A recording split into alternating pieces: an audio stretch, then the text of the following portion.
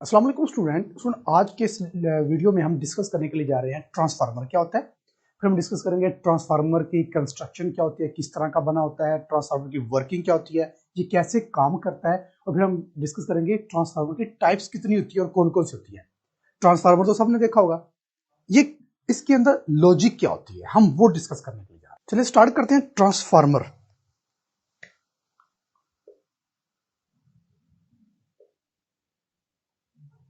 Transformer क्या होता है? ट्रांसफार्मर तो सबने देखा होगा, ये गली के हर कोने पर लगा होता है। ट्रांसफार्मर एक बड़े से एक ड्रम टाइप होता है जो कि हमें नजर आ रहा होता है। अब इसके अंदर क्या चीज होती है और ये काम क्या करता है, ये क्यों लगाया जाता है, हम वो डिस्कस करेंगे। ट्रांसफार्मर होता क्या है? ट्रांसफार्मर बेसिकली एक डिवाइस होती है जो यूज होती है, which is used to decrease और इंक्रीज एसी वोल्टेज। ठीक हो गया? जो एसी वोल्टेज को डिक्रीज या फिर इंक्रीज करने का काम आता है। याद रहे लफ्ज क्या यूज हो रहा है यहां पर लफ्ज यूज हो रहा है वोल्टेज। और कौन सा वोल्टेज? एसी। अच्छा, एक डीसी ट्रांसफार्मर भी होता है, लेकिन वो डीसी वोल्टेज को अप या डाउन करने का काम आता है। लेकिन बात हो रही है वोल्टेज की। ये वोल्टेज को अप एंड डाउन करने के लिए करंट की बात नहीं हो रही, करंट को नहीं करता, वोल्टेज को करता है। याद रखना है, ये नेक्स्ट एमसीक्यू में पूछा जाता है, लॉजिकल क्वेश्चन में, कॉन्सेप्चुअल क्वेश्चन पूछा जाता है। तो जो ट्रांसफार्मर होता है वो एसी वोल्टेज को अप या डाउन करने का काम आता है, इंक्रीज या डिक्रीज करने का काम आता है। क्लियर? अब अगर इसकी बात करें, इसका जो प्रिंसिपल क्या है, वर्किंग प्रिंसिपल इसका क्या है? वर्किंग प्रिंसिपल, अगर हम वर्किंग प्रिंसिपल की बात करें ना, तो ये मतलब ये किस प्रिंसिपल पर वर्क करता है? तो याद रहे ये वर्क करता है म्यूचुअल इंडक्शन पर। म्यूचुअल इंडक्शन पर ये वर्क करता है। जो हमने इससे पहले म्यूचुअल इंडक्शन क्या होता है, जिसमें हम एक कॉइल में मैग्नेटिक फील्ड प्रोड्यूस करवाते हैं, तो दूसरी जो कॉइल साथ पड़ी होती है उसमें ईएमएफ इंड्यूस होना शुरू हो जाता है। तो ये उसी पर ये वर्क करता है, इलेक्ट्रोमैग्नेटिक इंडक्शन पर ये वर्क करता है, यानी कि म्यूचुअल इंडक्शन पर ये वर्क करता है। देखिए अब बात करते हैं हम इसके कंस्ट्रक्शन की।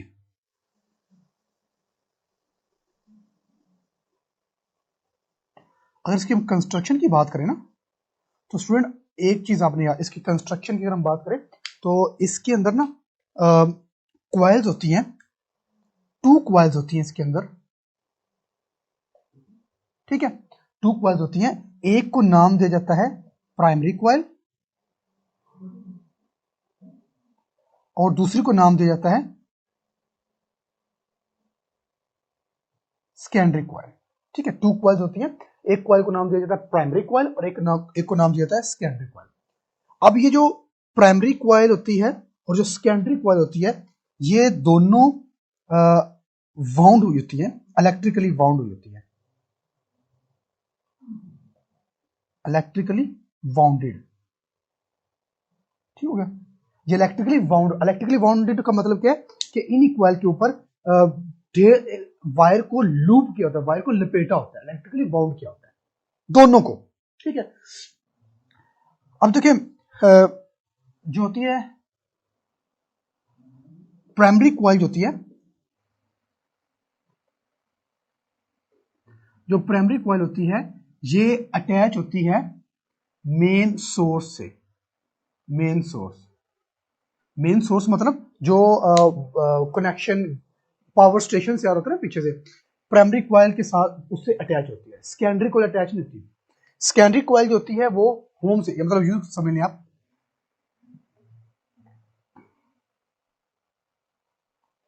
प्राइमरी क्वाइल है और दूसरी सेकेंडरी क्वाइल है। सेकेंडरी क्वाइल है। अब जो प्राइमरी क्वाइल है ना, ये सोर्स के साथ अटैच होती है, एस स्टैंड फॉर सोर्स। और जो सेकेंडरी क्वाइल होती है ना, ये होम हाउसेज की तरफ जो वायर जाती है उसके साथ अटैच होती है। बीच में क्या होता है? बीच में गैप होता है और ये मैग्नेटिकली आपस में जुड़ी होती है। कैसे? देखिए ये तो चले इसकी कंस्ट्रक्शन से। अगर इसकी वर्किंग की बात करें,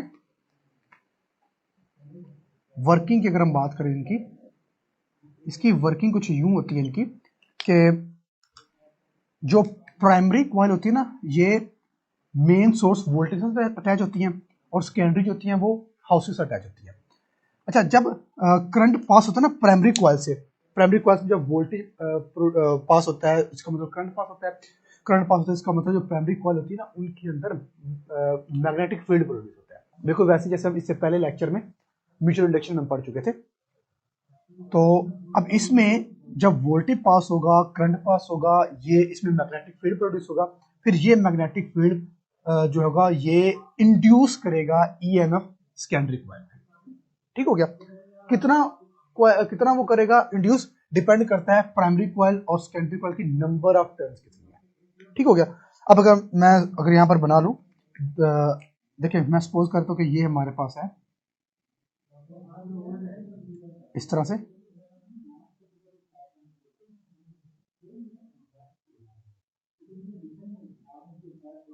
ये हमारे पास है। अब इस पे के ऊपर जो होते हैं वो एक को हम कह देते हैं कि प्राइमरी कॉइल है, जो मैं इसको पहले बाउंड कर देता हूं, ये हम बाउंड कर देते हैं, और इसको भी हम बाउंड कर देते हैं। ठीक है। अब ये जो है इसको हम कह देते हैं कि ये हमारी प्राइमरी कॉइल है, और जो ये वाली है ये हमारी सेकेंडरी कॉइल है। ठीक हो गया। अब जो प्राइमरी कॉइल है ये अटैच होती है सोर्स के साथ, और ये भी वही हाउसेज के साथ अटैच होती है, हाउसेज में जो जा रही होती है। ठीक हो गया। अब दरमियान में गैप होता है। जब प्राइमरी कॉइल में मैग्नेटिक फील्ड प्रोड्यूस होता है तो वो इंड्यूस करता है ईएमएफ इन सेकेंडरी कॉइल। फिर सेकेंडरी कॉइल में जो होता है वो करंट प्रोड्यूस होता है, फिर वो आगे जो है वो ट्रांसफर करता है करंट को। ठीक है। अच्छा, अब इसके ऊपर जो टर्न्स है वो हमारे पास होती है number of turns on primary coil, और जो सेकेंडरी कॉइल के ऊपर टर्न्स है उनको हम लिखते हैं number of turns on secondary coil. अब जो इसमें वोल्टेज होगा उसको हम लिखेंगे वोल्टेज ऑफ प्राइमरी कॉइल, और इसके वोल्टेज को लिखेंगे वोल्टेज ऑफ सेकेंडरी कॉइल। ठीक हो गया। चलें, अगर हम दोनों की इनकी रेशियो लेते हैं तो हमारे पास ये आता है कि सेकेंडरी कॉइल में voltage divide by primary coil का वोल्टेज, सेकेंडरी कॉइल की number of turns divide by primary coil की नंबर ऑफ टर्न्स। ठीक हो गया। ये हमारे पास का फार्मूला आ जाता है। चले, अगर हम बात करें इसकी टाइप्स की, ये मैं बताता नंबर ऑफ टर्न्स कितनी है। Number of turns, N stand for number of turns secondary, और N P stand for number of turns primary coil. अब जो वोल्टेज, जो मैग्नेटिक फील्ड और जो वोल्टेज सेकेंडरी में जाएगा वो डिपेंड करता है कि दोनों की नंबर ऑफ टर्न्स कितनी है। वो हम नेक्स्ट स्टेप में देखते हैं। इसकी टाइप्स की हम बात करते हैं। ये दो टाइप के होते हैं। एक होता है स्टेप अप। स्टेप अप, पहले स्टेप अप को डिस्कस कर लेते हैं। स्टेप अप क्या होता है? स्टेप अप ऐसा ट्रांसफार्मर, स्टेप अप है ना, अप है, इसका मतलब ये ऐसा ट्रांसफार्मर है जो सेकेंडरी में वोल्टेज को ज्यादा कर देते हैं। कैसे? देखिए अगेन बना लेते हैं।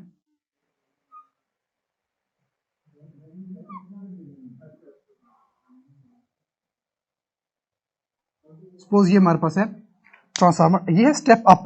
स्टेप अप के अंदर जो प्राइमरी होती है नंबर ऑफ टर्न्स वो कम होंगी, और जो सेकेंडरी होंगी वो ज्यादा होंगी। इस तरह से सपोज करते हैं जो हम सेकेंडरी की नंबर ऑफ टर्न्स होती है उनको हम लिखते हैं एन एस के साथ, और प्राइमरी को लिखते हैं एन पी के साथ। अगर स्टेप अप है तो इसमें जो number of turns in secondary होंगी वो ग्रेटर होंगी number of turns in primary. ठीक है। तो स्टेप अप मतलब इसने वोल्टेज को इंक्रीज करना है।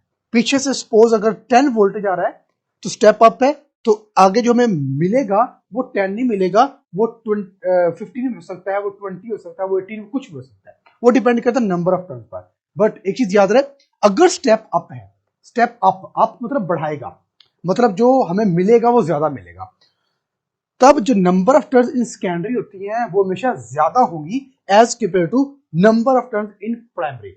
इसने बढ़ाना था, स्टेप अप करना था। अब जो दूसरी टाइप होती है इसकी, वो होती है step down. Step down, step down क्या करेगा, इसका उल्ट हो जाएगा। अगेन मैं डायग्राम बना लेते हैं हम, ठीक हो गया। और ये ट्रांसफार्मर हम पूरा बनाते हैं। अच्छा, इसकी स्टेप डाउन करना है हमने,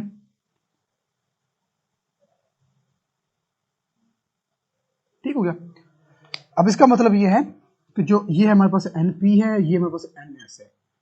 इस वाले केस में जो NP है वो ग्रेटर होगा NS से, ठीक हो गया। मतलब अगर NP हमारे पास 10 है तो NS हमारे पास 2 है। और स्टेप अप में अगर NP हमारे पास 10 है तो NP हमारे पास 15 है, 20 है, 25, कुछ भी हो सकता है। तो ये हमारे पास होता है स्टेप अप ट्रांसफार्मर, ये होता है स्टेप डाउन। अब स्टेप अप इसको डिफाइन हम यूं करते हैं, ऐसा ट्रांसफार्मर, इसको डिफाइन करते हैं ऐसा ट्रांसफार्मर जो प्राइमरी वोल्टेज को इंक्रीज करता है, नाम से पता चल रहा है। और स्टेप डाउन ऐसा होता है जो सेकेंडरी वोल्टेज को डिक्रीज करता है। तो ये वोल्टेज को डिक्रीज इंक्रीज करने का काम आता है, करंट को इंक्रीज डिक्रीज करने का काम नहीं आता। अगर एसी ट्रांसफार्मर है तो एसी वोल्टेज की बात करेंगे, अगर डीसी ट्रांसफार्मर तो डीसी वोल्टेज की बात करेंगे। क्लियर, चले। अच्छा, ये फार्मूला हमारे पास है in the term of voltage and terms. ये है in the term of terms, number of terms, ठीक है। अब हमारे पास एक और फार्मूला आता है, वो होता है in the form of power. Power का फार्मूला हमने पढ़ा है ना, P is equal to VI।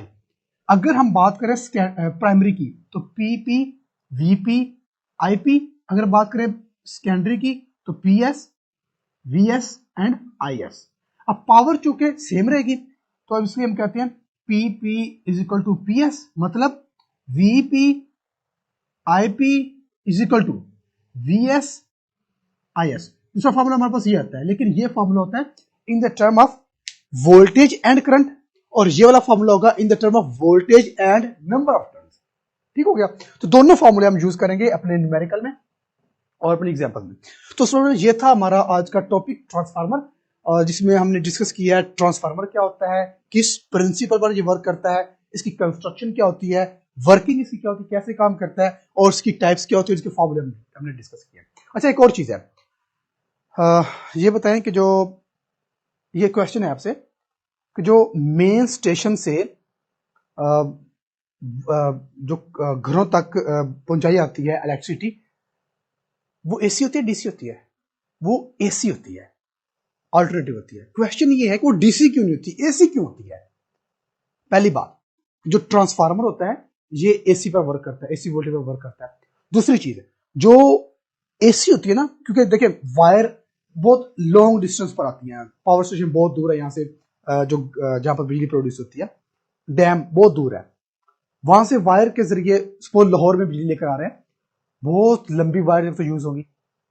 दूसरा है कि वायर के ऊपर डेफिनेटली डस्टिंग भी आएगी, ठीक है, जिसकी वजह से रेजिस्टेंस प्रोड्यूस होगी, रेजिस्टेंस की वजह से बहुत सारी पावर लॉस भी हो जाएगी, ठीक है। लेकिन फिर भी कुछ ना कुछ पावर हमारे घरों तक जितने में रिक्वायर्ड होती है पहुंच जाती है। जो एसी होती है ना, वो लॉन्ग डिस्टेंस तक काम कर सकती है, पहुंचाई जा सकती है, लेकिन जो डीसी होती है ना, वो लॉन्ग डिस्टेंस तक नहीं पहुंचाई जा सकती, वो रास्ते में दम तोड़ जाती है, जिसकी वजह से एसी बेटर होती है एज कम्पेयर टू डीसी। क्यों? क्योंकि एसी जो होती है वो लॉन्ग डिस्टेंस तक पहुंचाई जाती है, और फिर एसी के लिए हम एसी ट्रांसफार्मर भी यूज करते हैं स्टेप अप या स्टेप डाउन करने के लिए। अच्छा, जो स्टेप अप स्टेप डाउन होते हैं ये हम अपनी रिक्वायरमेंट के मुताबिक यूज करते हैं।